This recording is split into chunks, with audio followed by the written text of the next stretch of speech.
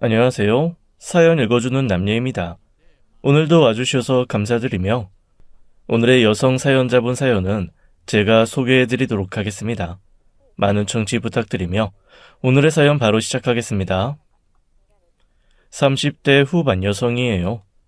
저는 미대에서 디자인을 전공했고 졸업 후 광고회사 디자이너로 일하다가 작년에 후배와 함께 제 회사를 차렸어요. 주변에서는 있던 광고 회사들도 줄줄이 망하는 판에 어쩌자고 겁도 없이 회사를 차리냐는 얘기를 많이 했는데 망하더라도 일찍 망하고 일찍 재기하는 편이 낫겠다 싶어 시작하게 되었어요. 다행히 아직까지는 잘 유지되는 편이에요. 생각보다 클라이언트들의 만족도가 높아서 고정으로 일을 주는 업체가 하나둘 늘고 있습니다. 그리고 오늘 지인 통해 소개받았다며 브로셔 주문이 하나 들어왔는데 의뢰한 곳이 치과더라고요. 병원 브로셔 일을 몇 번 하긴 했었지만 치과는 처음인데요. 순간 갑자기 저도 모르게 웃음이 터져 나왔습니다. 왜냐하면 치과라는 곳이 저에게 참 특별한 장소거든요. 저는 어려서부터 이가 튼튼한 편이라 치과에 갈 일이 별로 없었어요. 그냥 1년에 한 번 스케일링 받으러 가는 정도였는데 몇 년 전 사랑니가 하나 났습니다. 그다지 불편하진 않아서 나중에 빼야지 미루고 있던 차에 조금만 스트레스 받거나 잠이 모자라다 싶으면 사랑니 부분이 엄청 아파오더라고요. 더 이상 미루지 말고 빼버리자 마음먹고 당시 다니던 회사 앞에 막 오픈한 치과를 찾았습니다. 사랑니 빼는 게 엄청 아프다는 얘기를 많이 들어서 잔뜩 겁을 먹었는데요. 생각보다 아프지 않더라고요. 젊은 남자 의사였는데 뽑을 때도 전혀 아프지 않았고 마취가 풀린 후에도 통증이 거의 없었습니다. 또 사랑니 빼면 보통 한쪽 볼이 통통 붓는다는데 별로 그러지도 않았고요. 며칠 후 실밥을 제거하기 위해 다시 치과를 찾았는데요. 어떠셨어요? 많이 불편하셨어요? 되게 아플 줄 알았는데 생각보다 괜찮더라고요. 운이 좋으셨어요. 사랑니가 비교적 바르게 나서 뽑기도 수월했습니다. 병원을 나오면서 주변에 누가 사랑니 뽑는다고 하면 소개해줘야겠다 생각했지만 사랑니 뽑은 부분이 완전히 아물면서 치과도 명암도 까맣게 잊고 살았습니다. 그리고 그 무렵 회사 일이 너무 고돼서 하루하루 정신없이 보내기도 했는데요. 어찌나 바빴는지 잡혀있던 소개팅 약속을 2번이나 미룰 정도였죠. 2달간 큰 프로젝트에 매달려 살다가 홀가분하게 마무리 짓던 날 회사 후배가 술을 마시자 꼬시더군요. 언니, 요 앞에 재즈바 생겼다는데 이따 같이 안 갈래요? 그동안 죽어라 일만 했는데 모처럼 음악 들으면서 와인 한잔 해요. 재즈 라이브도 한대요. 거의 매일 야근을 했던지라 몰골이 많이 아니었지만 그래도 자축하는 기분으로 후배를 따라 재즈바에 갔습니다. 그런데 들어가자마자 후배가 한 무리의 남자들이 있는 테이블에 가서 인사를 하는 거예요. 알고 보니 그 후배가 와인 동호회에서 활동 중인데 마침 그 재즈바에서 같은 동호회 멤버를 만나게 됐고 그 자리는 대학 동창들 모임이었다고 합니다. 그렇게 뜻하지 않게 처음 보는 남자들과 합석을 하게 됐죠. 이럴 줄 알았으면 거울 좀 보고 올 걸 후회가 막심했는데 그 와중에 후배 기집애는 분위기에 취해서 와인을 맥주 마시듯 하더니 그동안 일이 너무 힘들었다. 매일 야근하느라 잠도 제대로 못 잤다며 남자들 앞에서 교태 섞인 푸념을 늘어놓더군요. 쟤 왜 저래? 저러다 실수하는 거 아니야? 혼자 은근히 걱정하고 있었는데요. 그때 옆에 앉아있던 남자가 갑자기 저에게 이상한 말을 하는 거예요. 이젠 아무리 피곤해도 치통은 없으시죠? 뜬금없이 뭔 소리를 하나 했더니 알고 보니 바로 그 사람이 제 사랑니를 뽑아준 의사였더라고요. 어머나, 전 전혀 몰랐는데 몰라 봬서 죄송해요. 죄송은요, 무슨. 환자분들은 당연히 제 얼굴 모르시겠죠. 치과 의사들 항상 마스크 쓰고 있으니까요. 생각해보니 맞더라고요. 사랑니 치료 때문에 두어 번 치과에 갔지만 의사 얼굴은 전혀 기억이 나지 않았었거든요. 아니, 의사 얼굴을 제대로 본 적이 없었습니다.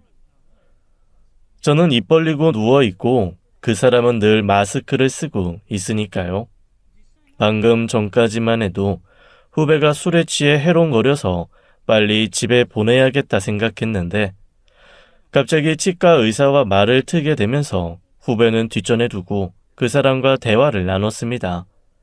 개원한 지 얼마 되지 않아 아직까지는 환자가 많지 않아서 여유가 좀 있다. 그래서 모처럼 동창들과 와인 한잔 하러 왔다더군요. 재즈가 흐르고 맛있는 와인이 있고 나를 기억해주는 어떤 남자와 대화를 나누고 있으니 정말 좋더라고요. 그런데 그 좋은 기분은 오래가지 않았습니다. 후배 기집애가 너무 취해서 거의 떡실신 상태가 되는 바람에 저희끼리 먼저 일어날 수밖에 없었거든요. 평소엔 일도 잘하고 착한 아이였는데 그날따라 왜 그렇게 꼴 보기가 싫던지 치과 의사랑 막 명함 주고받고 제대로 된 얘기 좀 나눠볼까 하는 찰나에 산통이 깨진 거죠. 그 사람을 다시 만나려면 치과로 가야 하는데 멀쩡한 강냉이를 내 손으로 직접 날릴 수도 없는 노릇이고 그저 아쉽다는 생각만 했어요. 그런데 저만 아쉬웠던 게 아니었나 봅니다. 다음날 아침 일찍 그 사람에게 문자가 왔거든요. 원래 의사는 환자가 아무리 마음에 들어도 개인적으로 연락하면 안 되거든요. 그런데 제가 그 안 되는 일을 좀 해보려고 하는데 괜찮을까요? 사실 이런 메시지를 받고 싫어할 여자가 몇이나 있을까요? 설레는 마음으로 저도 곧 답장을 보냈습니다. 아마 괜찮을 것 같네요. 원래 하면 안 되는 일들이 더 짜릿하잖아요. 이어서 선배 언니에게도 문자를 보내야 했어요. 나 언니가 주선해준 그 소개팅 못할 것 같아. 왜냐면 방금 전 남친 생김. 미안. 그 전부터 선배 언니 한 명이 소개팅을 주선해줬는데 바빠서 계속 미루고 미루다 곧 나를 잡기로 한 상태였거든요. 치과 의사의 문자 하나 때문에 소개팅을 고사한다는 게 미련할 수도 있지만 뭐랄까 이건 운명이다. 바로 이 사람이다 싶은 느낌이 강렬하게 다가왔습니다. 그리고 그 강렬함은 적중했죠. 사랑니를 뽑아준 사람과 진짜 사랑을 시작하게 된 겁니다. 사랑니 뽑아준 사람과 사랑에 빠지는 게 법칙이라면 그 사람은 수도 없이 많은 사랑에 빠졌을 거예요. 아이고, 잘도 갖다 붙인다. 나 오늘도 사랑니 5개나 뽑았는데 그중 3명은 남자였어. 그 사람은 참 다정했어요. 그러면서 유머 감각도 뛰어났죠. 누가 봐도 어려움 없이 늘 반듯하게 살아온 사람으로 보였습니다. 썩 잘생긴 인물은 아니었지만 옷차림은 늘 단정했고 재즈와 와인을 즐길 줄 알며 클래식 음악에도 조예가 깊었어요. 또 미술사에 대해서도 미대 나온 저 못지않게 많이 알더라고요. 집안 사정이 어떤지 부모님은 뭐 하시는 분인지 묻지 않았지만 특별한 결핍 없이 살아온 사람이다 생각했습니다. 하지만 사람은 역시 보이는 게 전부가 아니더군요. 어느 날 저녁을 함께 먹기로 약속하고 퇴근 시간에 맞춰 그 사람 병원으로 갔는데요. 주차장으로 오라길래 갔더니 어떤 아주머니가 차에 타고 있더군요. 어떡하지? 오늘은 엄마랑 저녁을 먹어야 될 것 같아. 엄마가 연락도 없이 갑자기 오셨어. 어떻게 해야 되나 망설이고 있었는데 어머니가 차에 탄 채 창문을 열고 말씀하시길 얘야? 네가 요즘 만난다는 애가. 안녕하세요. 처음 뵙겠습니다. 제가 꾸벅 인사를 드리자 어머니가 저를 위아래로 훑어보는 게 느껴졌습니다. 궁금했는데 이렇게 만나네. 우리 아들 오늘은 나랑 갈 데가 있으니까 다음에 다시 와요. 이 상황에 제가 어떻게 하겠어요? 알겠다 하고 돌아갈 수밖에요. 네, 그럼 다음에 뵙겠습니다. 디자이너라더니 평범하네 뭐. 아들 뭐해? 얼른 출발해. 그 사람은 저에게 전화하겠다는 눈빛을 보내고 서둘러 차를 출발시켰습니다. 그때 알았죠. 어머니가 보통 분이 아니시구나. 이 사람과 결혼까지는 힘들겠어. 하지만 이번에도 제 예상은 빗나갔습니다. 정작 결혼을 서두른 건 어머니셨어요. 내가 대충 얘기 들었는데 병원에 이빨 빼러 왔다가 만난 거라며? 그렇긴 한데 처음부터 병원에서 친해진 건 아니고요. 우연히 다른 데서. 뭐 그렇겠지. 산부인과라면 다리라도 벌려서 꼬셨겠지만 치과에서 입 벌리고 누워서 꼬시긴 어렵지. 주차장에서 인사드리고 며칠 뒤 어머니가 직접 연락이 와서 만나자고 하길래 병원 근처에서 차 한잔하며 얘기를 나눴는데요. 한마디 한마디가 어찌나 독한지 또 말끝마다 제가 자기 아들 꼬셨다는 말을 하시는 거예요. 그 사람이 그렇게 말해요? 제가 꼬셨다고요? 걔가 설마 그렇게 말하겠어? 지 말로는 자기가 먼저 연락했다고는 하는데 솔직히 말해봐. 아가씨가 일부러 흘렸지? 흘리다니요? 무슨 말씀 하시는 건지. 됐고, 얘기 들어보니까 양친 부모 다 계시고 챙겨야 될 동생이 줄줄이 있는 것도 아니고 그러니까 처가로 돈 셀 걱정 없고 솔직히 나는 의사 며느리 보고 싶었거든. 원래 우리 아들 정도면 있는 집에서 병원 차려주겠다면서 모셔가야 정상인데 내가 그렇게까지는 속물은 아니야. 하나밖에 없는 아들 남 부럽지 않게 장가 보내고 싶지만 지가 이 여자다 싶다는데 굳이 말리고 싶지도 않네. 지금까지 나는 우리 아들이 갖고 싶다는 건 뭐든 다 해줬거든. 그러니까 서둘러 날 잡자고 부모님께 말씀드려. 어머니 말을 듣고 결혼 생각이 싹 가셨습니다. 처음부터 끝까지 본인 말만 맞고 본인 생각만 오르며 뭐든 본인 하자는 대로만 하면 된다였죠. 이런 사람이 내 시어머니라니 생각만 해도 끔찍했습니다. 그래서 그 사람에게 결혼에 대해 자신 없다고 말했어요. 충분히 이해해. 솔직히 말하면 나한테 가족이라고는 엄마밖에 없어. 그러니까 엄마가 그렇게 독하게 얘기하는 거 어느 정도 이해해 주길 바래. 근데 우리 엄마 말만 독하지 겪어보면 쿨한 구석이 더 많은 사람이야. 물론 자기 입장에서는 별의별 상상이 다 되겠지만 어차피 엄마는 가게 일 바빠서 시집살이 시킬 여유도 없는 분이니까 큰 걱정 안 해도 돼. 그러니까 나만 믿어. 어머니는 순댓국집을 운영하신다고 했습니다. 20대 중반에 어쩌다 사생아를 낳게 됐고 혼자 아들을 키워야 했기에 무슨 일이든 다 해야 했겠죠. 여자 혼자 젊은 나이에 시장통에서 순댓국 장사를 시작했으니 그 인생이 어땠을지 대충은 알 것 같더라고요. 그렇게 홀로 아들을 공부시켜 치대에 보내고 의사까지 만들어놨으니 그 자부심이 얼마나 대단하겠어요. 다시 말해 남편은 개천에서 용난 케이스, 계룡남이었던 거예요. 도시락 싸들고 다니며 뜯어 말리는 결혼이 계룡남과의 결혼이라는 건 알았지만 생각해보니 결혼 후 어머니를 모시고 살 필요도 없고 무엇보다 당시 어머니의 순댓국집은 꽤 규모가 커서 경제적 여유도 있었고 가게 일에 신경 써야 할 시간이 많아 피말리는 시집살이 걱정은 없었습니다. 게다가 365일 영업하는 집이었기에 제가 직접 가게로 가지 않는 이상 어머니가 불쑥 나타날 일도 없을 거라 생각했죠. 하지만 이번에도 제 예상은 빗나갔습니다. 결혼하자마자 어머니는 걸핏하면 저를 가게로 호출하셨어요. 와서 순대를 썰라는 것도 아니고 설거지 하라는 것도 아니고 네가 안 오면 얼굴 보기 힘든데 어쩌겠니?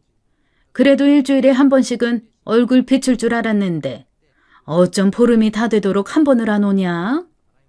일부러 안 온 건 아니고요. 요즘 한참 회사 일이 바빠서요. 지난주엔 거의 매일 야근했거든요. 그래, 너 말 잘했다. 뭐 대단한 일 한다고 매일 야근을 해. 이제 결혼도 했겠다. 애도 가져야 되니까 이참에 회사 관둬라. 남편 능력 좋은데 뭐하러 사서 고생을 해. 고생스럽긴 하지만 그만큼 보람도 있어요. 임신하더라도 충분히 할 수 있는 일이고요. 나는 도통히 이해가 안 된다. 자아실현이니 어쩌니 하면서 결혼하고도 기를 쓰고 일하는 여자들 많은데 그게 무슨 자아실현이니? 쓸데없는 고집이지.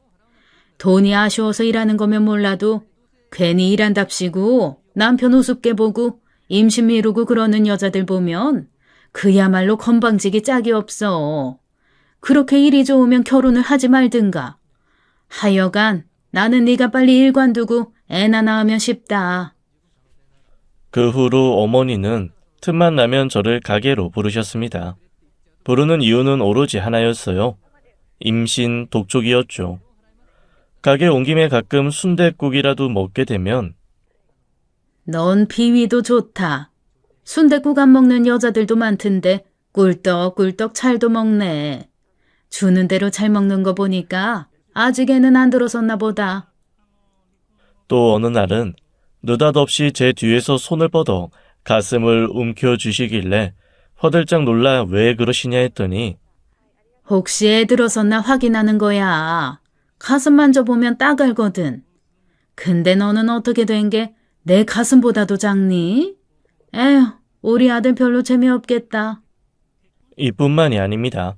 화장실에 가는 저를 따라와서는 임태기를 불쑥 들이대기도 하셨는데요. 해봐. 지금 나 보는 앞에서 해보라고. 그리고 내일부터 매일매일 테스트해서 사진 찍어 보내라. 정말 경악스러웠습니다. 손주 기다리는 마음이야 충분히 이해했지만 행동 하나하나, 말 한마디 한마디가 상상 초월이었죠. 그런데 본인은 늘 쿨한 시어머니라 말씀하셨어요. 옛날 시어머니들은 잠자리 하는 날짜, 시간까지 다 정해주고 그랬어. 그뿐인 줄 아니? 먹는 거 하나하나, 속옷은 뭐 있는지, 하다못해 잠자리 체위까지 정해주고 틈나는 대로 절에 가서 공양 드리고 부적 써서 붙이고 그랬다는데 나는 굳이 그렇게까지 하고 싶진 않다. 어머니의 임신 재촉 스트레스가 점점 극으로 향해 갔습니다. 전 어머니가 그럴수록 남편을 점점 더 멀리 했는데요. 지성이면 감천이라고 제가 드디어 임신을 하게 됐습니다. 남편을 멀리 했다더니 어떻게 임신이 된 거냐 궁금하실 텐데 클라이언트 중 한 곳이 5성급 호텔이었고 어쩌다 숙박권을 선물 받게 되어 남편 생일을 맞아 하룻밤 숙박을 하게 됐습니다.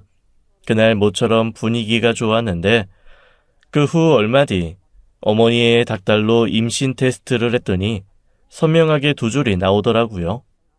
바쁘다고 할 일 안 하고 사는 줄 알았는데 그래도 짬내서 할 건 했나 보다. 우리 아들 고생했겠네. 하여간 너는 일단 일부터 그만둬.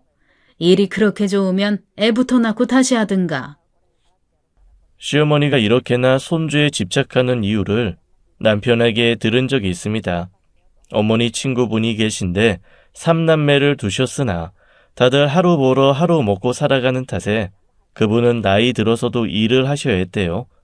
그 딱한 사정을 듣고 어머니가 순댓국집에 나와서 일을 하시게 했는데 어느 날 두 분 사이에 감정 섞인 말다툼이 벌어졌다네요.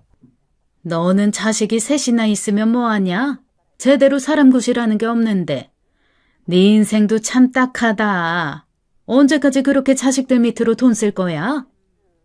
그래, 너는 하나밖에 없는 아들 의사 만들어서 참 좋겠다. 서방도 없이 혼자 고생 많았겠네. 서방이 뭐가 중요하니? 저 자식 먹여 살릴 능력 없는 서방은 아예 없는 게 나아. 딱 네 서방처럼. 그래, 너 서방 없어 좋겠다. 근데 너, 네 서방 얼굴은 기억하니? 죽었대, 살았대?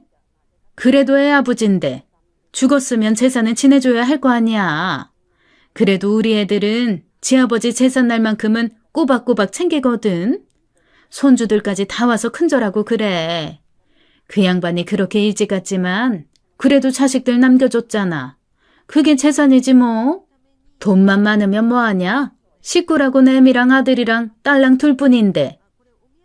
이런 일이 있은 후 어머니는 아들의 결혼을 서두르셨고 손주에 집착하셨다고 합니다.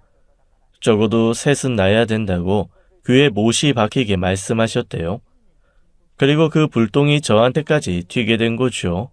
너 아직도 회사 나가니? 제발 그만두고 태교에 집중하라니까. 당장 그만둬. 돈 들어갈 거 생각하지 말고 얼른 집에 들어앉아. 아니요. 전 일을 그만둘 생각이 없었습니다. 어머니가 시키는 대로 하는 것도 싫었지만 무엇보다 전 일이 좋았으니까요. 되도록 출산 바로 직전까지 일할 생각이었어요. 하지만 인생이라는 게 의지만 갖고는 안 되더라고요. 임신 8주차에 유산을 하고 말았습니다. 그러게. 내가 일 그만두랬지? 뭐 대단한 일 한다고 뱃속에 애를 품고 일을 해? 혼자 똑똑한 척 잘난 척 하다가 애 놓치고 나니까 기분 좋냐? 하여간 요즘 것들 다 지멋대로야. 네가 뭔데 내 귀한 손주를 보내? 응? 네가 뭔데? 어머니의 위로는 꿈도 안 꿨고 분명 독설만 쏟아질 걸 알았습니다. 그래서 그다지 타격감도 없었어요. 하지만 정작 서러웠던 건 남편의 태도였습니다. 의사가 조심하라고 했잖아. 엄마 말은 무시한다 해도 의사 말은 들었어야지. 의사 입장에서 잘난 척하는 환자들이 얼마나 한심해 보이는 줄 알아? 옛날 여자들 만삭에도 밭일하고 애 낳자마자 농사 지으러 나갔다던데 당신도 그러고 싶은 거야? 내 남편이 맞나 애를 떠나보낸 아빠가 맞나 싶었습니다. 아이를 지키지 못한 아내가 원망스러울 순 있겠지만 적어도 자기 아이가 잘못된 상황에 그에 대한 슬픔이나 아쉬움은 보여줄 줄 알았는데 완전 남의 일처럼 말하더군요. 속에서 천불이 났습니다. 시어머니와 남편에 대한 분노는 말할 것도 없고 가장 화가 났던 거는 그 이후에도 시어머니는 제게 임신을 강요했다는 것이었어요. 너는 꼬박꼬박 생리도 잘한다. 생리대 회사에서 상 줘야겠어. 결혼한 여자가 애 갖는 건 뒷전이고 어떻게 된 게 일밖에 모르니? 회사 일도 애 갖는 일도 똑같이 노력하고 있어요. 그게 문제라는 거야. 왜 똑같이 노력을 하냐고. 새끼 낳는 일에 집중해야지. 니네 사장이 그러라고 하든 네 새끼보다 사장이 중요해? 노력해도 안 생기는 걸 어떡해요. 저도 속상해요. 어떻게든 방법을 찾아봐야지. 니네 당장 병원에 가봐. 시험관인지 뭔지 그런 거라도 해봐야 될 거 아니야. 임신해야 한다는 스트레스 자체가 임신을 더 힘들게 만들고 있었습니다. 그러나 요즘 아무리 시험관 아이가 흔해졌다지만 저만큼은 안 할 줄 알았거든요. 하지만 더 이상 피할 수 없게 됐고 결국 남편과 함께 난임센터를 찾았는데요. 거기서 뜻밖의 사실을 알게 됐습니다. 두 분 모두 딱히 문제는 없습니다. 단지 남편분이 정자수가 좀 적고 활동성도 떨어지는 편이네요. 제가요? 그럴 리 없는데요. 저희 전에 임신된 적 있거든요. 네, 불임이란 소리가 아니고 평균에 조금 못 미치는 것뿐이지 큰 문제는 아니니까 되도록 마음을 느긋하게 가지시고 천천히 노력해보죠. 남편 입장에선 당연히 쇼킹했을 거예요. 그래서 되도록 위로해주려 했어요. 그런데 병원에서 나오면서 한다는 소리가 참 가관이더군요. 웃기고 있네. 무슨 개소리야? 활동이 적다니. 병원 오는 사람들한테 다 졌단 소리 하겠지. 그래야 돈 벌 테니까. 재수없어. 의사 입장에서 잘난 척하는 환자들이 제일 한심하다 해놓고 자기가 딱 그 꼴이더군요. 어쨌거나 저는 아이 갖기에 집중하기로 결심했습니다. 여차하면 진짜 일을 좀 쉬어볼까 하는 생각도 했어요. 하지만 남편이 문제였습니다. 병원 예약을 해놓고 가질 않는 거예요. 당신도 치과에 예약 환자 안 오면 화나잖아. 기껏 어렵게 예약한 병원을 이렇게 막 펑크내도 되는 거야? 치과랑 산부인과랑 같냐? 아이, 가고 싶으면 당신이 나가. 거기 다녀오면 너무 치욕적이야. 어머니 아시면 어쩌려고 그래. 몰라. 아이, 당신이 알아서 대충 둘러대. 하지만 둘러대봤자 제 편을 들어주실 어머니가 아니었습니다. 그래서 둘러대지도 않았어요. 그 선생님이 그 분야 권위자라서 진짜 힘들게 예약한 건데 그 사람이 안 가겠대요. 안 가겠다고 그냥 알았습니다 했냐? 어떻게든 꼬셔서 데리고 갔어야지. 다 큰 성인을 어떻게 꼬셔요? 맛있는 거 사준다고 꼬셔요? 옷 사준다고 꼬셔요? 그걸 왜 나한테 물어? 마누라인 네가 알아서 해야지. 하여간 너는 마음에 드는 구석이 하나도 없다. 이제 이 정도의 독설은 아무렇지 않게 됐습니다. 저 역시 어머니의 그 어떤 부분도 마음에 들지 않았거든요. 더 솔직히 말하면 상종할 사람이 못 된다는 생각을 하게 됐고 더 이상 어머니의 호출에 상대하지 않았습니다. 오늘 가게에 들려라. 회사에 많아서 못 가요. 니네 병원은 갔어? 또 안 갔지? 애아빠 될 사람이 안 가는데 저 혼자 가서 뭐해요? 그래. 그동안 죽어라 노력했는데도 애가 안 생긴 거는 다 그만한 이유가 있겠지. 이제 포기하고 홀가분해지자 애써 마음을 다잡았습니다. 그리고 남편과의 사이 역시 소원해질 수밖에 없었는데요. 그 사람도 지칠 대로 지쳤는지 점점 제멋대로 행동하기 시작하더라고요. 당신 어제 몇 시에 들어왔어? 나 1시쯤 잤는데 그때까지도 안 들어왔던데? 내가 당신한테 귀가 시간 보고 해야 될 의무가 있나? 몇 시간 잠도 못 자고 출근하면 피곤할까봐 그러지. 잠 못 자는 거보다 당신이 이런 간섭이 더 피곤해. 아이, 나한테 신경 쓰지 마. 신경 쓰지 말라고? 네, 그래서 그렇게 하기로 마음먹었습니다. 남편이 늦게 들어오거나 전화를 안 받거나 어머니가 나 붙잡고 뭐라 하든 전혀 신경 쓰지 않았어요. 굳이 그럴 필요까지 있냐 하겠지만 아무리 생각해봐도 내가 잘못한 건 없었거든요.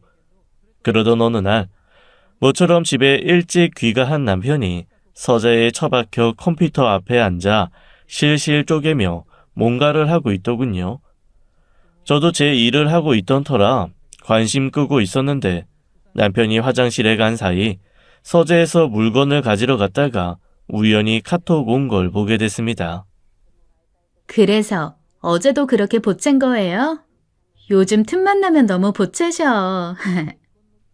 카톡을 보낸 사람은 박선영이라는 여자 이름이었어요. 박선영이 대체 누구길래 이런 메시지를 보내나 한참을 보고 있었는데 그 순간 남편이 화들짝 놀라며 들어오더군요. 뭐 하는 거야? 아, 왜 남의 컴퓨터를 봐? 일부러 본 거 아니야. 갑자기 메시지가 뜨길래 눈이 간 것뿐이야. 알았으니까, 아이, 나가. 그런데 박선영이가 누구길래 이런 메시지를 보내? 누구긴 누구야. 우리 병원 박간호사지. 간호사한테 뭘 그렇게 보챘길래 이 밤중에 저런 메시지를 보내? 병원 앞 떡볶이 사다 달라고 했던 거야. 내가 그 떡볶이 좋아해서. 됐냐? 아, 떡볶이? 친절한 설명 고마워. 그렇게 서재 방문을 닫고 나오는데 이상하게 뒷골이 뜨거워지더군요. 그리고 그 뜨거움의 의미를 디테일하게 확인해 볼 필요가 있었습니다. 사실 저는 결혼한 이후로 남편 치과에 불쑥 찾아가는 일을 만들지 않았습니다. 간호사들이 사모님 오셨다고 호들갑 떠는 것도 싫었고 앙빵 마님이라고 된 양 괜히 거들먹거리고 싶지 않았거든요. 하지만 그날은 그냥 불쑥 찾아갔어요. 일부러 떡볶이까지 사들고요.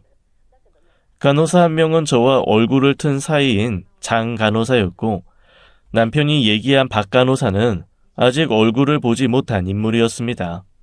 어머, 너무 오랜만에 봬요. 잘 지내셨어요? 선생님 지금 잇몸 치료 중이신데.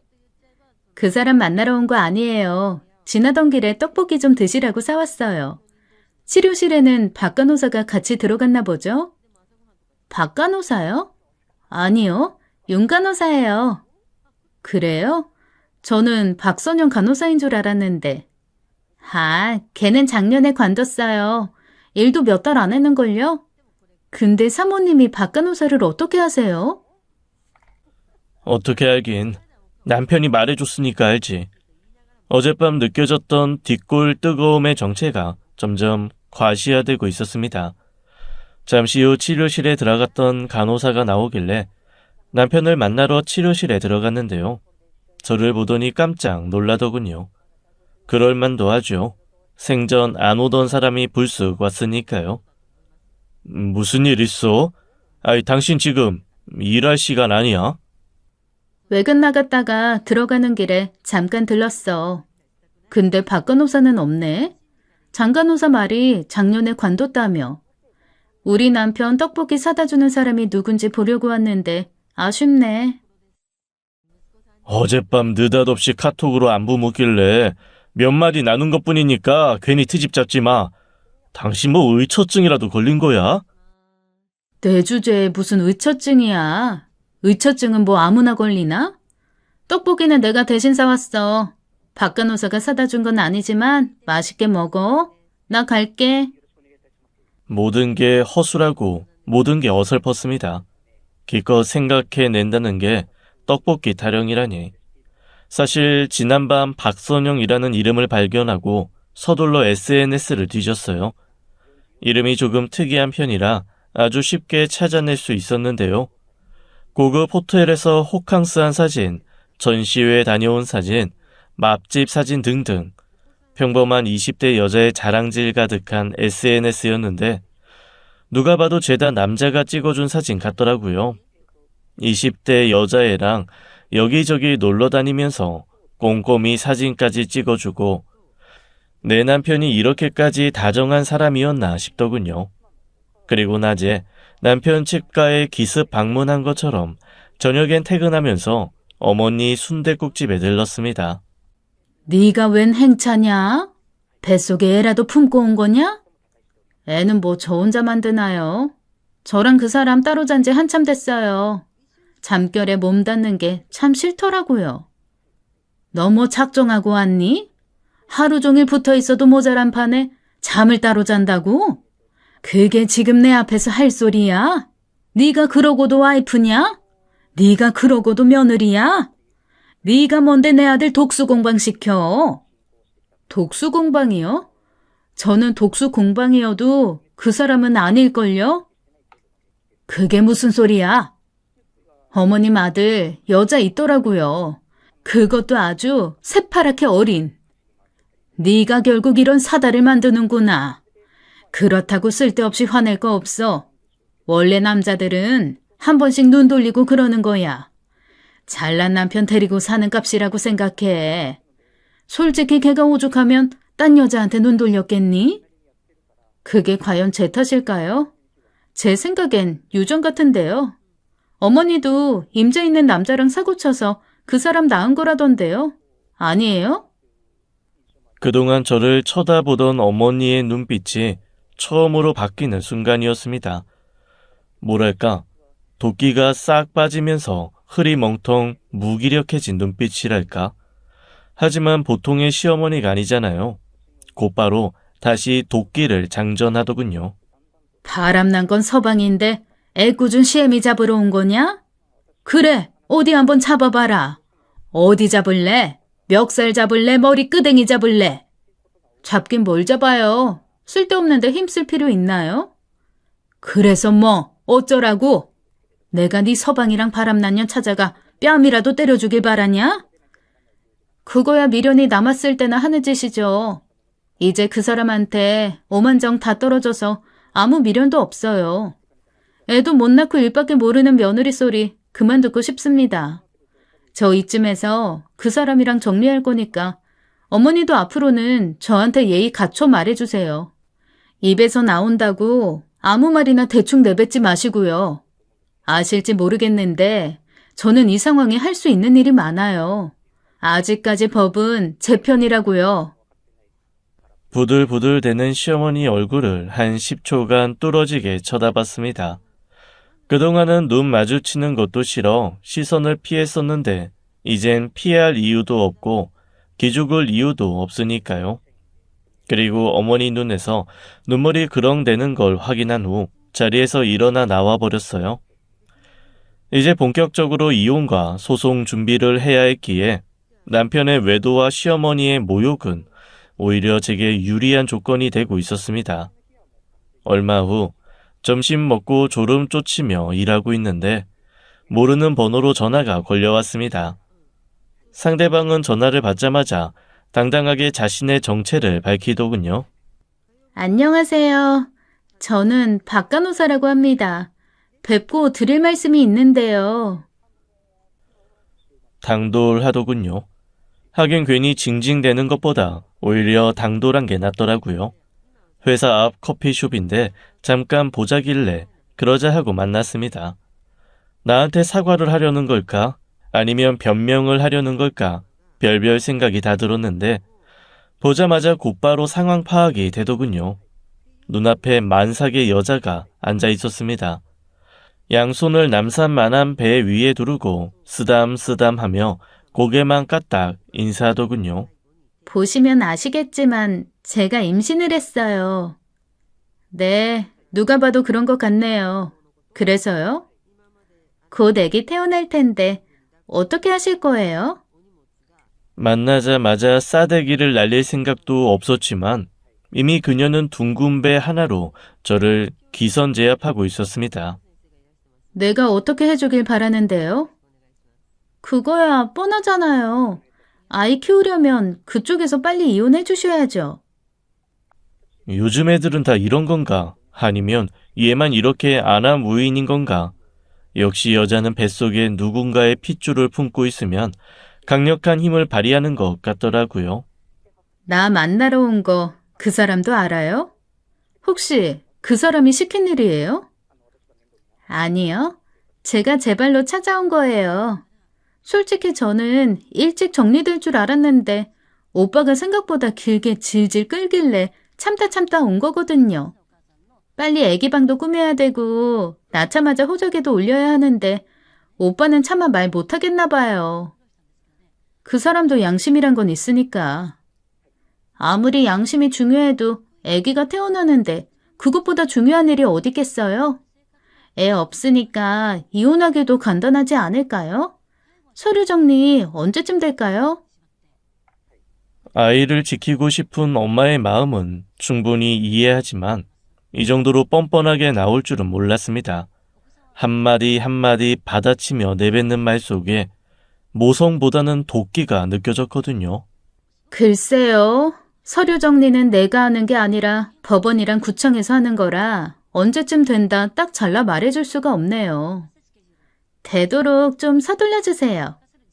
내가 왜 서둘러야 되죠? 곧 아이가 태어나니까요. 그 아이랑 나랑 무슨 상관인데? 알아요. 당연히 열받으시겠죠. 아이 낳고 싶어서 병원에도 다녔다는 얘기 들었어요. 그런데도 안 생기는 애가 다른 데서 생겼으니 얼마나 열받을지는 알겠는데요. 저는 지금 그런 거 따질 상황이 아니거든요. 이혼 안 해줄 건 아니잖아요. 어차피 해줄 거 빨리 해주시면 안 돼요? 이혼해달라는 얘기 말고 다른 할 얘기는 없나 봐요. 이혼만 해주시면 돼요. 다른 건 아무것도 안 바래요. 나한테 미안하진 않고? 이제 와서 미안하다고 해봤자 무슨 소용이 있겠어요. 서로를 위해서 빨리빨리 정리하는 게 낫지. 안 그래요? 설마 임산부한테 따귀 때리거나 물을 쏟거나 하진 않겠죠? 여기 보는 눈 되게 많은데. 어쩜 저쪽 사람들은 내연녀마저 이렇게 뻔뻔할까? 그다지 화도 안 나더라고요. 일이 바빠서 시간 나는 대로 정리하겠다 말하고 자리에서 일어났습니다. 그리고 다음 날 또 다른 사람이 회사로 찾아왔어요. 바로 시어머니였습니다. 밥은 먹었니? 저 밥 먹은 거 궁금해서 오신 거 아니잖아요. 걔가 어제 너 만나러 왔다는 얘기 들었다. 뱃속의 아기, 아들이란다. 축하는 못 해드리지만 좋으시겠네요. 이렇게 된 마당에 이것저것 따지고 법원 드나들 거 뭐 있니? 정작 당사자인 남편은 아무 말도 없는데 그의 두 여자가 나서서 일을 해결하기로 작정한 것 같더라고요. 무슨 얘기가 하고 싶어서 오신 건데요? 본론을 말씀하세요. 서류 정리, 서두르자. 서류는 이미 진즉에 작성해놨어요. 이혼 서류하고 상간녀 소송 서류까지요. 근데 사실 돈이 막 아쉬운 것도 아니고 출산을 앞둔 것도 아니라서 제 입장에선 서두를 필요가 없잖아요. 요즘 일도 바쁘고 해서 법원 제출 미루고 있던 거예요. 그럼 서둘러서 내자. 상간녀 소송은 포기하고 이혼 서류만 주면 나라도 내일 당장 갖다 낼게. 소송을 포기하든 진행하든 제가 결정할 문제입니다. 이래라 저래라 하지 마세요. 평소 같았으면 온갖 독한 소리를 쏟아냈을 양반이 애써 감정을 꾹 누르고 있었습니다. 당연하죠. 아쉬운 사람은 당신이니까. 얘기 들어보니 상간녀 소송 해봤자 위자료 몇 천밖에 못 받는다더라. 지금 니들 사는 집 원래 우리의 명의였지만 네가 원한다면 보증금 반 빼줄게. 거기에 네 신랑 그리고 애 엄마 위자료까지 해서 1억 주마. 1억이라 제 인생이 뒤바뀔 만큼 큰 돈은 아니지만 적은 돈도 아니었습니다. 가게 종업원들 월급 안 올려주려고 기를 쓰며 악착 떨던 사람이 1억이란 돈을 선뜻 내놓겠다는 걸 보니 어지간히 급한 것 같더라고요. 일단 입금부터 하시죠. 통장에 돈 들어오는 거 보고 움직이겠습니다. 1억. 그날 오후 바로 들어왔습니다. 그쪽한테 바빠서 이혼 접수 못하고 있다 말했는데 사실 제가 진짜 바쁘긴 했어요. 이것저것 챙겨야 될 게 많았거든요. 일단은 박 간호사의 SNS 사진을 일일이 캡처해야 했는데 사진상의 장소와 날짜, 남편의 동선을 맞춰볼 필요가 있었습니다. 아무리 봐도 남편의 동선과 맞지 않는 게 많았거든요. 저쪽에서는 태어날 아이 때문에 마음이 급했던지 서류 정리도 서둘렀고 재산 분할도 넉넉히 챙겨주더라고요. 그래, 마음껏 즐겨봐라. 곧 아들도 태어나고 마냥 행복할 것 같지. 하지만 세상 일은 예상대로 흘러가지 않아. 니들이 나한테 했던 것처럼. 남편이 박간호사랑 외도한다는 사실을 알고 처음에 돈 주고 사람을 써서 뒤를 캐볼까도 했습니다. 하지만 굳이 그럴 필요 없더라고요. 친절한 박간호사가 모든 걸 SNS에 남겨놓았으니까요. 어찌나 꼼꼼하게 사진을 올리는지 사는 곳이 어딘지 쉽게 알아낼 수 있었어요. 집값에서 멀지 않은 곳에 있는 오피스텔에 살고 있었는데 그 건물 1층 커피숍에서 노트북을 펴고 일하다 알게 된 사실. 다른 남자가 수시로 오피스텔에 드나들고 있었습니다. 그때 확신하게 됐어요. 내 남편의 바람 상대가 박 간호사이며 박 간호사의 바람 상대 역시 내 남편이라는 걸. 그 여자애가 남산만한 배를 안고 저를 만나러 왔을 때도 직감했습니다.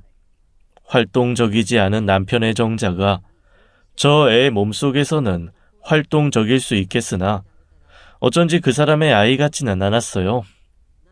이혼이 확정되고 서류 정리까지 끝난 날, 전 그 사람에게 선물 하나를 보냈습니다. 박 간호사 SNS 사진을 하나하나 출력해 친절하게 설명을 달았어요. 이날에는 누군가와 호텔을 갔는데 당신은 나랑 어머니 가게 간 날 아닌가? 이 맛집은 강릉인데 누구랑 간 걸까? 당신 강릉 간 적 없잖아. 후쿠오카도 당신이랑 가진 않을 거고 애는 누구랑 간 걸까? 누구랑 간 건지 궁금하면 연락해. 내가 그 남자 연락처는 몰라도 사진은 갖고 있으니까. 그렇게 사진들을 하나하나 꼼꼼히 정리해 남편 치과로 퀵을 보냈습니다. 그리고 전 알았어요. 궁금하면 연락하라 했지만 연락이 오지 않을 거라는 걸요. 시어머니에게 받은 돈 1억. 네, 바로 그 돈으로 지금 제 회사를 차렸습니다. 치과와 직장이 가까워서 그만둔 것도 있지만 이혼 후 새 출발의 일도 포함돼 있었거든요. 그리고 몇 달 후 일 때문에 전에 다니던 직장 근처에 가게 됐는데요. 간 김에 예전에 자주 들렀던 보리밥집에서 식사를 하고 있는데 누군가 반갑게 인사를 해오더라고요. 남편 치과에서 일하던 장간호사였습니다. 저 역시 너무 반가워서 활짝 웃으며 인사를 했는데 정 간호사는 그동안의 모든 사실을 알고 있다는 듯 제 손을 꽉 잡더군요. 그동안 잘 지내셨어요? 아니다. 잘 못 지내신 거 아는데 제가 괜한 말을 했네요. 괜찮아요. 그리고 나 잘 지내요. 장간호사는 아직도 그 치과에 있는 거예요? 네. 저는 그대로 있는데 선생님이 바뀌셨어요. 전에 선생님이 치과 팔고 다른 데로 가셨거든요. 그럼 그렇지. 너도 그 자리에서 계속 일하긴 힘들었을 거야. 어디로 갔는지, 박 간호사랑은 애기 낳고 잘 살고 있는지 묻고 싶었지만 애써 참았습니다. 하지만 친절한 장 간호사가 다 말해주더군요. 지난번에 치과 오셔서 저한테 박간호사 물으셨던 거 그냥 하신 말씀 아니죠? 알고 보니 걔 보통 애가 아니더라고요. 아시겠지만 걔 임신했었잖아요. 바로 아들을 낳았는데 선생님 애가 아니었대요. 선생님 어머니가 뭔가 미심쩍다면서 유전자 검사했는데 친자가 아니었어요. 그래서 선생님 어머니가 저 붙잡고 울면서 신세한탄하시고 박간호사 상대로 소송한다고 난리 치시고 치과에 환자들 잔뜩 대기 중인데 다 보는 앞에서 박간호사 따귀 때리고 아휴 하여간 그 난리 치르고 한동안 치과 문 닫았잖아요. 그리고 선생님은 바로 치과 그만두셨어요. 역시 제 예상이 맞았습니다. 남편의 정자는 박 간호사한테도 활동적이지 못했던 거죠. 장담하건대 오피스탈에 드나들던 그 남자의 아이였을 거예요. 어쨌거나 귀한 아들 손주 얻었다고 좋아했을 텐데 자기 핏줄 아니라는 거 알고 길길이 뛰었을 시어머니의 표정이 눈에 선했습니다. 그래도 용케 자기 핏줄 아닌 걸 아셨네요. 그때 저도 알게 됐어요. 인생이라는 게 예상한 대로 흘러가지 않지만 밝혀져야 할 진실은 어떻게든 밝혀진다는 걸요. 지금 그 사람은 어디에서 어떻게 살고 있는지 알 수 없습니다. 장건호서도 궁금해서 연락 한번 해볼까 하다가 참았다 하더군요. 어딘가에서 혼자 청승 떨며 사는지 아니면 또 다른 여자가 생겼는지 모르지만 그래도 든든한 엄마가 있으니 잘 살겠지 했는데요.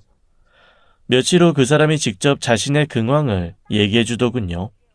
다 늦은 밤 남편에게 아니 전 남편에게 전화가 걸려왔습니다. 나야 잤던 거 아니지? 잘 지내?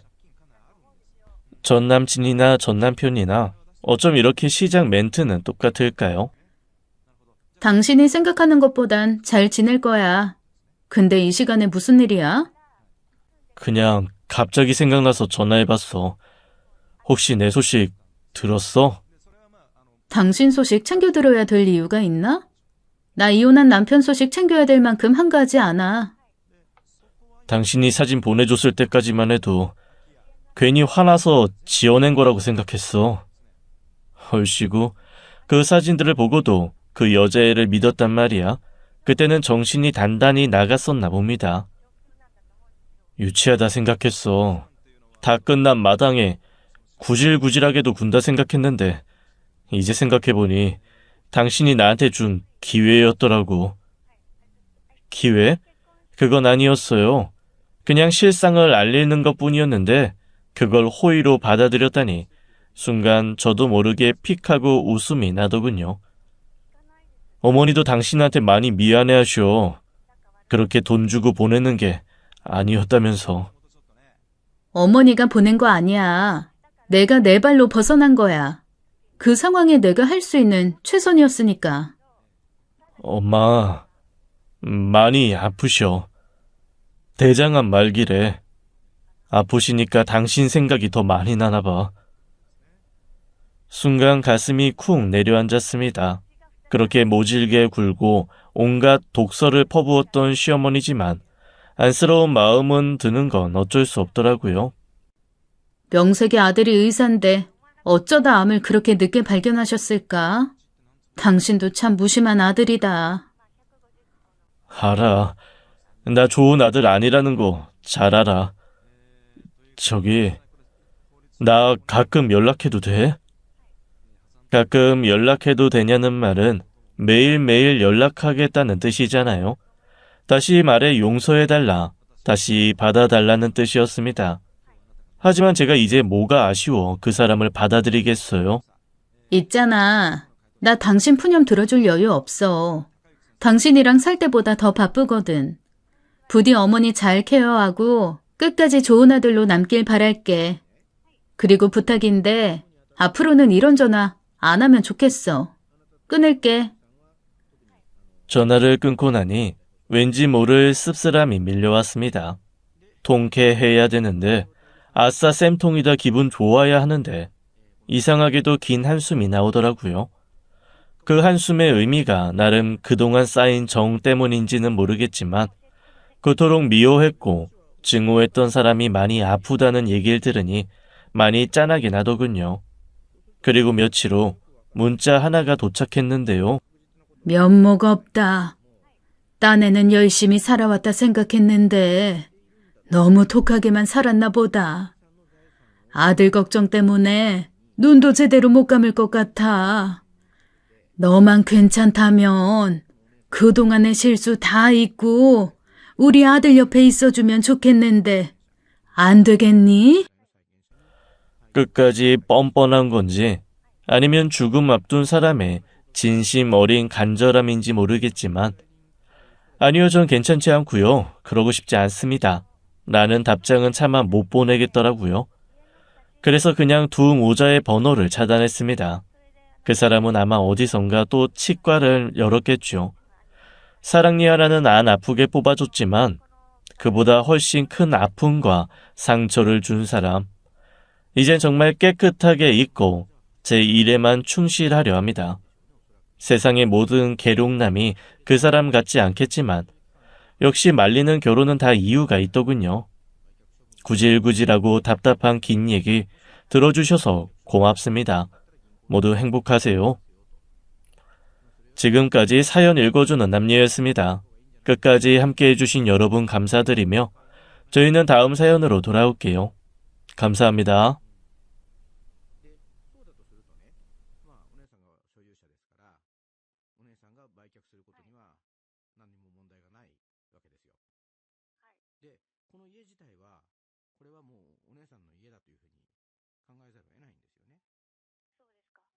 そうすると、あなたたちはそこに、居候させてもらっていたと。